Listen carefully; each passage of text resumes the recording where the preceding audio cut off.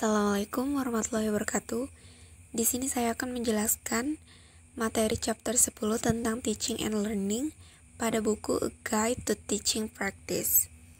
Bab ini menjabarkan beberapa asas kunci untuk pengajaran dan pembelajaran yang efektif.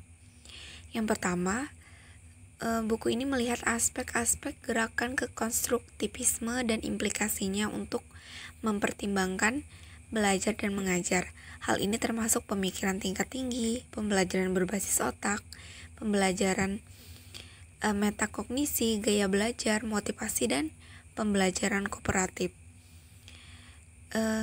Pada dasarnya, buku ini berpendapat bahwa pembelajaran yang efektif menggunakan pemikiran tingkat tinggi, metakognisi yang sebagian besar dipelajari secara sosial dan kooperatif. Yang kedua,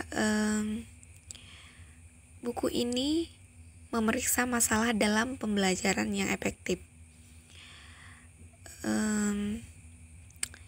Di sini juga mencakup ruang kelas adalah tempat di mana siswa belajar daripada menjadi tempat utama di mana guru mengajar. Bab ini juga membahas tentang keterampilan mengajar, karakteristik profesional, dan suasana kelas. Ini juga termasuk tentang gaya dan strategi pengajaran, perilaku guru non-verbal, pemodelan, sikap dan harapan siswa maupun guru, dan pengaruhnya terhadap perilaku kelas dan organisasi pembelajaran. Yang pertama, apa sih itu konstruktivisme? Jadi, konstruktivisme adalah teori yang menganggap pembelajaran sebagai proses aktif di mana peserta didik membangun dan menginternalisasi konsep, ide, dan pengetahuan baru berdasarkan pengetahuan dan pengalaman mereka saat ini dan di masa lalu. Selanjutnya, implikasi. Dalam hal implikasi untuk pengajaran dan pembelajaran, ada beberapa prinsip yang telah diidentifikasi, misalnya mendorong dan menerima inisiatif dan kemandirian siswa.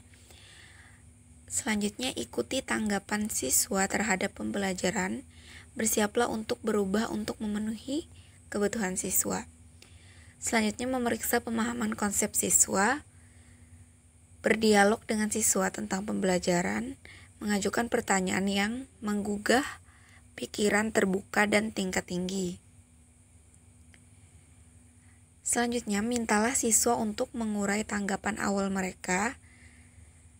Selanjutnya, tentang pemikiran, gagasan, dan asumsi siswa, mempromosikan keingintahuan dan pertanyaan siswa, serta melibatkan siswa dalam pemecahan masalah yang bermakna dan relevan. Selanjutnya, hal yang mempengaruhi perpindahan suatu instruktivisme ke konstruktivisme, yaitu metakognisi, pemikiran tingkat tinggi, dasar sosial pembelajaran, penekanan pada proses pembelajaran yang mencakup bukan hanya pada produk, melanggar batas subjek, dan pengembangan pembelajaran berbasis proyek atau otentik dan penilaian otentik, pembelajaran yang berpusat pada siswa, dan pentingnya motivasi intrinsik. Hal-hal tersebut di atas merupakan hal yang mempengaruhi perpindahan dari instruktivisme ke konstruktivisme. Selanjutnya, menurut Hockanson dan Hopper menyatakan bahwa telah terjadi perubahan dalam pendidikan.